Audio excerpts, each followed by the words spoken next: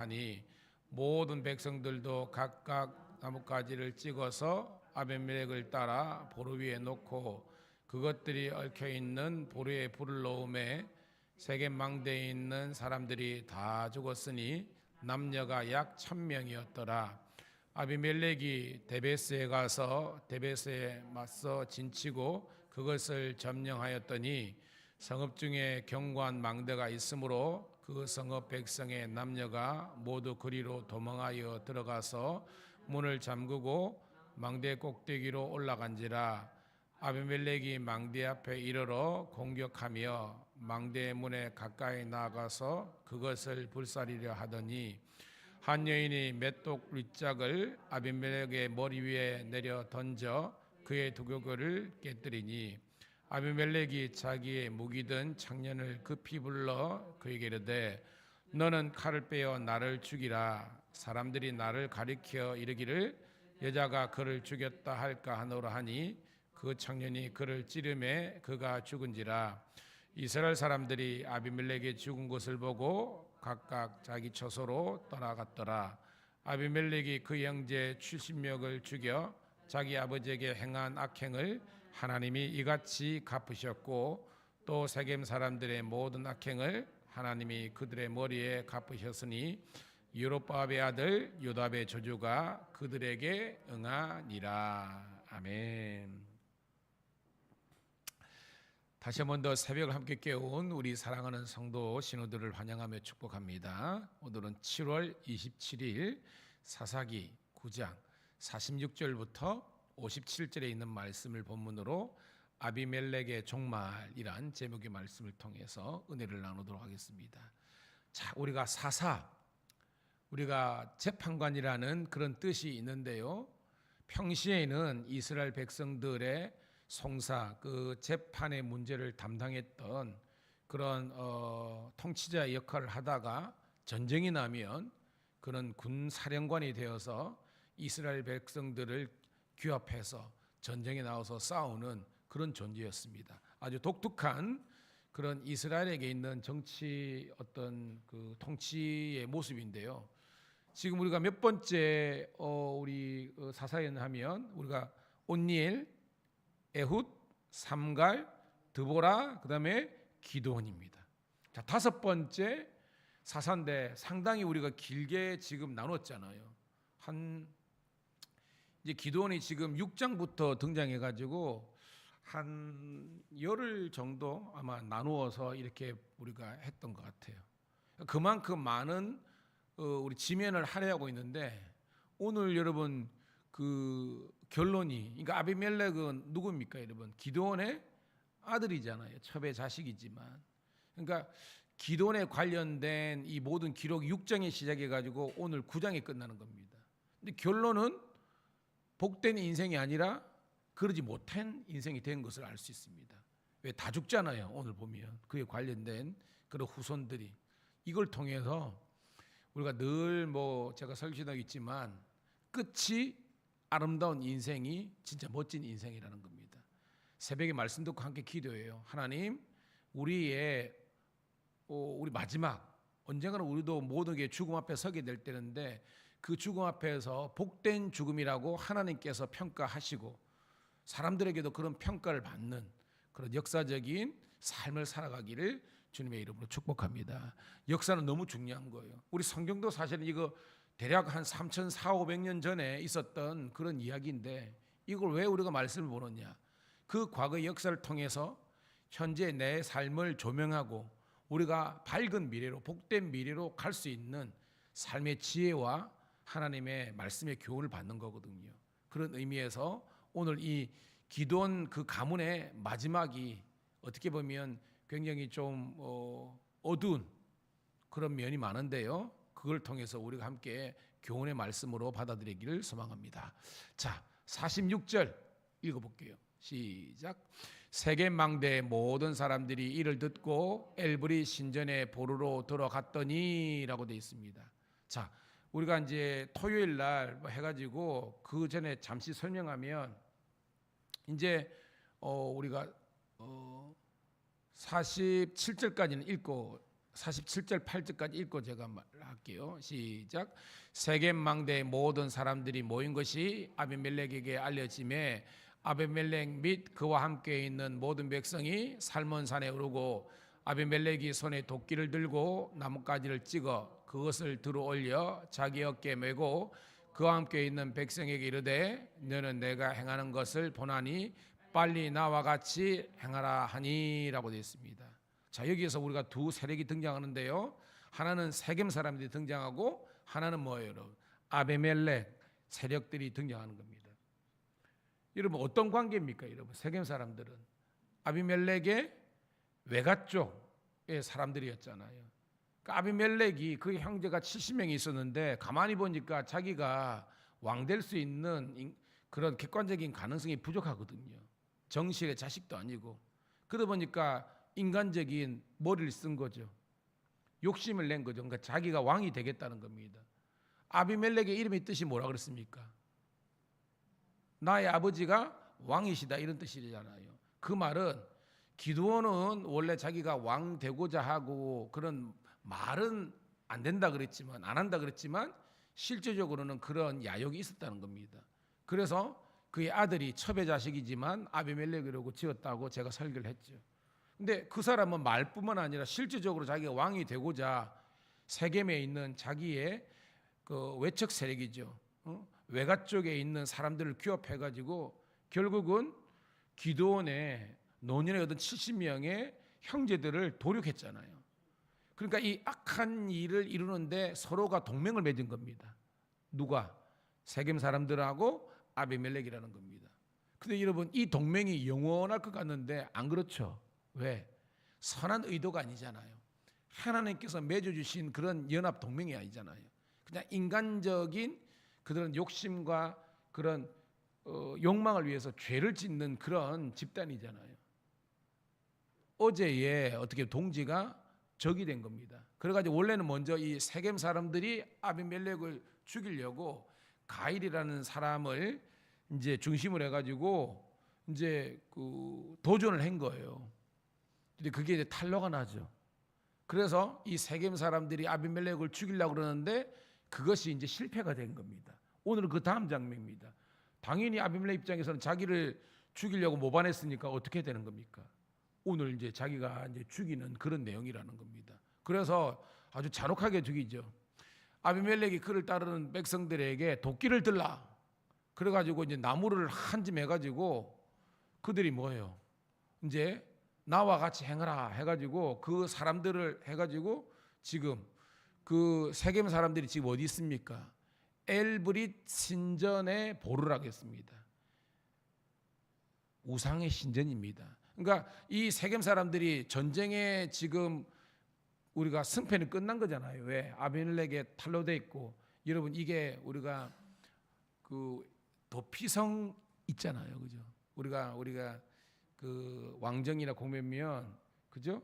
이 도피성에 들어가면 그들이 뭐요 살 수 있다라는 그런 이제 내용 비슷하게 된 겁니다. 자기들도 함부로 우상의 신전이지만 못 건드리겠지라고 그게 도망간 거예요. 그런데 아비멜렉은 아주 잔혹하게도 너희들이 그랬어? 그러면서 나무를 해다 가지고 그 사람들하고 이제 거기를 태워버리는 겁니다. 49절 볼게요. 시작. 모든 백성들도 각각 나뭇가지를 찍어서 아비멜렉을 따라 보루 위에 놓고 그것들이 있는 보루에 불을 넣음에 세겜 망대에 있는 사람들이 다 죽었으니 남녀가 약 1000명이었더라. 여러분 한번 상상해 보세요. 1000명에 있는 사람들이 있는 이 보루라는 것은 진지입니다. 진지. 우리 최후의 보루 뭐 그렇잖아요. 전쟁을 위해서 이 만든 그런 진지 그런 거예요. 거기에 사람들이 이제 거기 신전이잖아요. 그러니까 못 건드릴 때라고 생각하는데 아비멜렉은 웃기고 있네 해가지고 전체를 다 화형시켜 버렸다는 겁니다. 여러분 1000명이 거기서 다 죽는 상상을 해보세요, 여러분. 그러니까 그 정도로 아비멜렉은 아주 잔혹한 자기의 어떤 그 욕심, 야욕을 이루기 위해서는 물불을 가리지 않았던 사람이 아비멜렉입니다. 자, 여기까지만 보면 누가 이겼어요, 여러분? 아비멜렉의 완승이잖아요. 근데 성경은 그게 아니라는 것을 우리들에게 얘기했습니다. 여러분 로마서 6장 23절에 이런 말지요. 죄 삭은 뭐다? 사망이라는 겁니다. 오늘 그걸 이야기하는 겁니다. 욕심이 잉태한즉 죄를 낳고 죄가 장성한즉 사망을 낳느니라. 그 로마서 6장 23절의 말씀이 그대로 이어지는 겁니다. 그 아비멜렉의 욕심, 욕망이 죄를 낳고 형제를 다 도륙하잖아요. 결국 자기도 이제 죽는 이야기입니다. 볼까요? 자, 50절부터 우리 55절까지 뭐 내용은 어렵지 않으니까 읽을게요. 시작. 아비멜렉이 데베스에 가서 데베스에 맞서 진치고 그것을 점령하였더니 성읍쯤에 견고한 망대가 있으므로 그 성읍 백성의 남자가 모두 그리려고 도망하여 들어가서 문을 잠그고 올라간지라. 아비멜렉이 망대 앞에 이르러 공격하며 망대의 문에 가까이 나아가서 그것을 불사리려 하더니 한 여인이 메독 윗짝을 아비멜렉의 머리 위에 내려 던져 그의 두개골을 깨뜨리니 아비멜렉이 자기의 무기든 청년을 급히 불러 그에게 이르되 너는 칼을 빼어 나를 죽이라. 사람들이 나를 가리켜 이르기를 여자가 그를 죽였다 할까 하노라니 그 청년이 그를 찌르매 그가 죽은지라. 이스라엘 사람이 아비멜렉이 죽은 것을 보고 각각 자기 처소로 떠나갔더라라는 겁니다. 아비멜렉은 쾌재를 부른 거죠. 왜? 이 세겜 사람들을 다 들어겠으니까 이제는 태평천하 유아독종 자기밖에 없다고 생각하는 겁니다. 근데 여기에서 사실은 멈췄으면 그는 살았죠. 근데 오늘 보니까 데베스라는 도시를 공격하는 겁니다. 왜? 이 사람이 지금 세겜 사람들을 물리치고 하다 보니까 욕심이 더 생긴 거예요. 이 말은 이 데베스가 또 다른 이제 전략적 요충지거든요. 이 세겜에서 한 16km 정도 떨어진 동네래요. 여기를 공격하면 더 많은 땅을 본인이 차지하겠다라는 또 욕심이 인간적인 생각입니다. 이게 인간입니다. 하나를 이뤘으면 만족하지 못하고 또 다른 욕심을 묻는 겁니다. 그래서 이제 총공격을 한 거예요. 거기에 견고한 망대가 있는데 사람들이 왜 아비멜렉의 군대가 들이치니까 무서워가지고 또 거기에 이제 다 도망간 겁니다. 그러니까 아비멜렉 입장에서는 아니 강성한 세겜 사람도 쳤으니까 이 데베스 정도는 자기는 손쉽게 얻을 거라고 간 거예요. 이게 뭐요? 자화자찬하고 자가 당착에 빠진 겁니다. 무방비로 들어간 거예요. 왜? 아까 세겜 사람들은 그냥 다 태워주니까 얘들도 쉽게 공격할 수 있다고 간 겁니다. 그런데 참 허망하게 죽죠. 한 여인이, 여러분 우리가 맷돌은 알죠, 그죠? 어릴 때 뭐 저는 가을아 본 기억이 있는데 지금 믹서가 있지만 그죠? 다 그 맷돌에 우리 할머님이나 해가지고 하면 이렇게 했잖아요. 오늘 여러분 큐티 설명이 있지만 이 맷돌 짝이 한 6kg에서 뭐 7kg, 8kg 된대요. 그러니까 우리가 뭐 옛날 진주성 거기 있지만 그 안악들이 그죠? 막 돌 던지고 막 해가지고 우리 의병 운동도 하고 그랬잖아요. 뭐 그 짝입니다. 밑에서 막 아비멜렉의 군대가 치고 오니까 자기들은 살기 위해서 막 위에서 그죠? 이 이제 그 견고한 망루 위에서 막 던진 거예요. 뭐 알고 던졌겠습니까? 손에 잡히는 대로 던졌는데 하필이면 그 뭐요? 한 여인이 이름도 없습니다, 사실은. 그걸 던진 것에 맞고 죽게 된 거죠, 여러분. 여러분, 이런 유사한 성경은 많잖아요.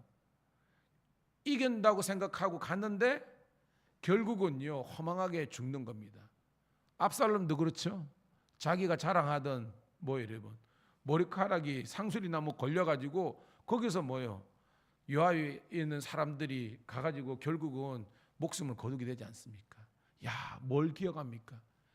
그만큼 인간의 어떤 죽음이 이렇게 인간의 또 야욕이 허망하게 물건부처럼 끝날 수 있다는 것을 보면서 저와 여러분들은 어떤 교훈을 받습니까? 하나님과 사람과 역사 앞에서 교만하지 않고 항상 겸손하는 우리가 되기를 주님의 이름으로 축복합니다. 여러분, 모든 말씀은 이게 다 연결이 되잖아요. 어저께 주일날 우리 오전에도 뭐냐면 결국은 그 예수님이 백마 타고 가신 것이 아니라 왜 나귀 새끼를 타고 가느냐. 이게 예언의 완성이지만 결국은 뭐예요? 우리 예수님도 마지막까지 겸손과 순종의 길로 갔잖아요. 오늘도 여러분 이 말씀이, 그러니까 아비멜렉 온 세상이 이제 자기 거라 생각하지 않았겠습니까? 근데 그 헛된 욕망이 사라지게 되는, 누구 앞에서? 여호와 하나님 앞에서 사라진 걸 볼 수 있습니다. 고로 우리는 하나님을 경외하며 늘 그분 앞에서 온유하고 겸손하고 순종과 헌신의 길로 나아갈 수 있기를 주님의 이름으로 축복합니다. 결론 볼게요, 여러분. 자, 56절 7절 시작. 아비멜렉이 그의 형제 70명을 죽여 자기 아버지에게 행한 악행을 하나님이 이같이 갚으셨고 또 세겜 사람들의 모든 악행을 하나님이 그들의 머리에 갚으셨으니 여로보암의 아들 요담의 저주가 그들에게 응하니라. 요담은 알죠? 유일하게 생존한 기드온의 어떻게 보면 피우치인데 그가 저주했잖아요. 우리가 주일날 큐티했죠, 그죠? 우리 나무 비유 있잖아요. 거기에서 그 저주가 이루어지는 것을 볼 수 있습니다. 요는 뭐요? 따라합시다. 하나님이 갚으셨다. 이게 뭐요? 하나님의 공의가 이 땅 가운데 이루어지는 겁니다. 죄악이 관영하고 모든 악이 이기는 것처럼 보이지만 결론은 뭐요? 하나님이 갚으시고 하나님이 심판하셨다. 이 내용 아닙니까? 고로 우리는 하나님의 공의로심 앞에서 늘 뭐요? 순종하고 온유하고 겸손하며 주의 길로 걸어갈 수 있는 그런 우리가 되기를 주님의 이름으로 축복합니다. 결론입니다, 여러분. 무려 6장부터 9장까지 이 석장에 걸쳐서 기드온과 그의 자식들 가문의 이야기인데요. 결국은 실패자가 아닙니까, 그죠? 다 죽었잖아요, 지금. 기드온도 어떻게 보면 복된 죽음이 아니었고 그의 후손들도 복된 죽음이 아니었습니다. 보니까 이스라엘이 각각 장막으로 돌아갔더라. 뭐냐면 저주하면서 돌아간 겁니다. 아유, 기드온 참 사사로 하나님께서 써주셨지만 그의 집안이 완전히 멸문지화된 거 아닙니까? 끝장난 거예요. 이제 다 죽습니다. 오늘도 우리는 하나님의 말씀과 역사 앞에서 부끄럽지 않는 그런 복된 인생이 되기 위해서 오늘도 말씀 가운데 거하는 저와 여러분 모두가 되시기를 주님의 이름으로 축복합니다. 하나님 고맙고 감사합니다. 하나님 복된 주일을 주의 몸된 교회에서 보내게 하시고 또한 복된 이 한 주간 월요일 새벽을 맞이할 수 있도록 인도하심을 감사합니다. 늘 하나님의 말씀이 우리를 이끌어가게 도와주시고 늘 겸손한 마음으로 무릎 꿇고 하나님의 뜻과 의를 강구하는 겸손한 주의 종들 되게 하여 주시옵소서. 하나님 무더위가 한층은 그래도 할 수 있도록 하나님 어젯밤에 또한 하나님께서 은혜의 단비를 허락하심을 감사한데 또한 아버지 하나님이여 더 큰 은혜를 우리가 감사함으로 기대하면서 기도하는 저희들 되게 도와주시옵소서. 육신의 병든 자 낫게 하여 주시고 마음에 아버지는 근심이 있는 자 하나님의 평강이 넘치게 도와주시고 이 한 주간도 주의 성령과 동행하는 복된 한 주간 되게 도와주시옵소서. 우리 구주 예수님 이름 받들어 감사하며 축복하며